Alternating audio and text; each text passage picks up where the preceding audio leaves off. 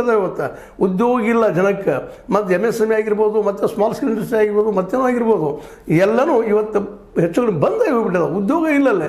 ಹೇಗೆ ಪ್ರತಿಭಟನೆನೂ ಎಷ್ಟು ಮಾಡಿದ್ರು ನೋಡಿರಿ. ರೈತರು ಒಂದು ವರ್ಷ ಪ್ರತಿಭಟನೆ ಮಾಡಿದರು ದೆಹಲಿಯಲ್ಲಿ. 700ಕ್ಕೂ ಸಮೀಪ ಜನ ಸತ್ತು ಹೋಗ್ಬಿಟ್ರು. 700ಕ್ಕಿಂತ ಹೆಚ್ಚಿಗೆ 750 ಕೆಲವೊಂದು ವರದಿಗಳು ಹೇಳ್ತಾರೆ. ಇಲ್ಲಿವರೆಗೆ ಒಂದು ಸ್ವಾರಿಯನ್ನು ಸಹಿತ ನಮ್ಮ ಮೋದಿಜಿಯವರು ಕೇಳಲಿಲ್ಲ. ಆಡಳಿತ ಆ ರೀತಿಯಾಗಿ ಕಪಿಮುಷ್ಟಿಯಲ್ಲಿ ಉಳಿದಿರುವಾಗ ಅದನ್ನು ಹೇಳಿದವ್ರು ಯಾರು?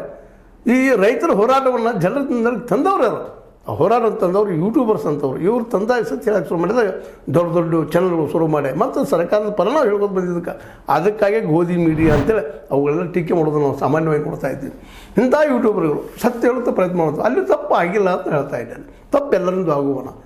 ಇಲ್ಲೇ ನಾವು ಹೇಳುವಂಥ ಸೂಕ್ಷ್ಮ ಅರ್ಥ ಮಾಡ್ಕೋಬೇಕಾಗಿದೆ. ಇವತ್ತಿನ ಮೀಡಿಯಾ ಅನ್ನೋಕ್ಕಿಂತ ನಮ್ಮ ಜನ, ಈ ರಾಜಕೀಯ ಜನ ಇವತ್ತು ನಿಮಗೆ ಬೇಕಾದಂಗೆ ಧರ್ಮಸ್ಥಳದ ವ್ಯಾಖ್ಯಾನವನ್ನು ನೀವು ಮಾಡ್ಕೊಳ್ತಾ ಇದ್ದಾರೆ. ಅದರಲ್ಲಿ ಅನ್ಯಾಯ ಆಗಿದ್ದರ ಬಗ್ಗೆ ಸತ್ಯಗಳ ಕೆಲಸವನ್ನು ನಮ್ಮ ಯೂಟ್ಯೂಬರ್ಗಳು ಮಾಡ್ತಾ ಇದ್ದಾರೆ.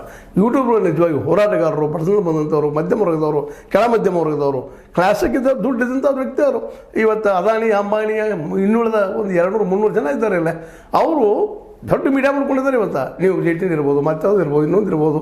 ಅದು ಒಂದಂತಲ್ಲ, ಎಲ್ಲರೂ ಹೇಳ್ತಾ ಇದ್ದೀನಿ. ಇವತ್ತು ಮಿಲಿಯನ್ ಗಟ್ಟಲೆ ದುಡ್ಡು ಹಾಕೊಂಡು ಮಾಡ್ತಾಯಿದ್ದಾರೆ. ಅಷ್ಟು ದುಡ್ಡು ಪಾಪಿ ಬಡ ಯೂಟ್ಯೂಬ್ದಾರರಿಗೆ ಎಲ್ಲಿದ್ದು ಬರಬೇಕು? ಅವ್ರಿಗೆ ಇರೋ 1 ಲಕ್ಷ 2 ಲಕ್ಷ ಇನ್ವೆಸ್ಟ್ ಮಾಡಿ ಶೂಟ್ ಮಾಡಿ ಹೇಳುವಂಥ ಪ್ರಯತ್ನ ಮಾಡ್ತಾ ಇದ್ದಾರೆ.